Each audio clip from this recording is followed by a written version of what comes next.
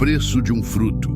No princípio, Deus criou os céus e a terra e viu que tudo era bom. Cada detalhe da criação foi feito com perfeição. A luz, o firmamento, as águas, os animais e as plantas. E, por fim, o homem, feito à imagem e semelhança do próprio Criador. Deus colocou o homem no jardim do Éden para cuidar de tudo o que ele havia criado. Nada faltava. Não existia dor, nem culpa, nem vergonha. Era a comunhão perfeita entre o homem e o seu Criador. Adão andava com Deus, lado a lado.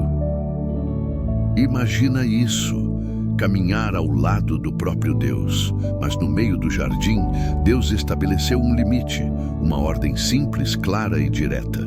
De toda a árvore do jardim comerás livremente, mas da árvore do conhecimento do bem e do mal, dela não comerás, porque no dia em que dela comeres, certamente morrerás. Gênesis capítulo 2, versículos 16 e 17. Parece uma ordem fácil de seguir, não é? Mas mesmo ouvindo a voz direta de Deus, o homem desobedeceu. A serpente, mais astuta que todos os animais, se aproximou de Eva e lançou dúvida no coração humano. É assim que Deus disse: não comereis de toda árvore do jardim? E ali começou a queda. A serpente colocou em dúvida a bondade de Deus. Fez parecer que ele estava escondendo algo, como se Deus não quisesse que o homem fosse livre. Eva olhou para o fruto e viu que era agradável aos olhos. O pecado sempre parece bonito à primeira vista. Ela comeu e deu também ao seu marido, que estava com ela, e ele comeu.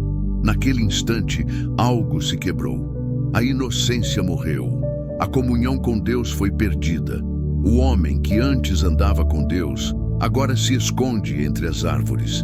Tenta se cobrir com folhas. E quando Deus o chama, ele responde com medo. Ouvi tua voz no jardim e temi, porque estava nu e me escondi. Gênesis capítulo 3, versículo 10. Adão culpa a Eva. Eva culpa a serpente.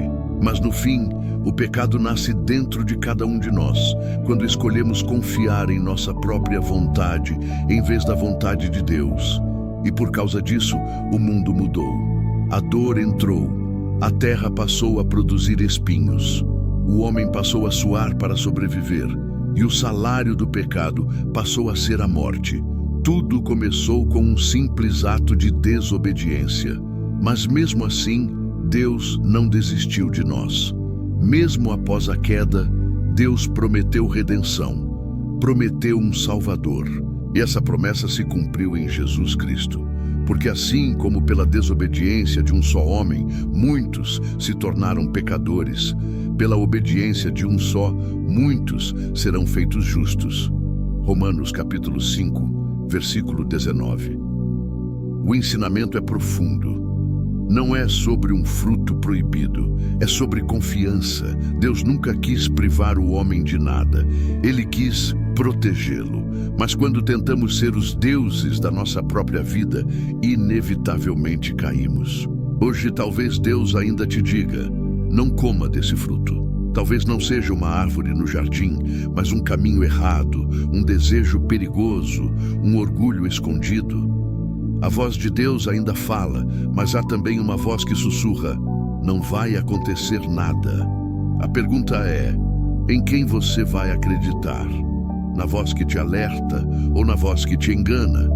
Adão andava com Deus de mãos dadas, tinha tudo, mas trocou a presença divina por um simples fruto. E nós, quantas vezes fazemos o mesmo? Quantas vezes trocamos a comunhão com Deus por algo passageiro, por um prazer momentâneo, por uma escolha que parece boa aos olhos, mas destrói o espírito? Pense nisso. O Éden foi perdido por desobediência, mas o caminho de volta foi aberto por amor. Hoje, temos a chance de andar novamente com Deus. Não mais no jardim do Éden, mas dentro do coração, onde Ele habita por meio de Jesus Cristo.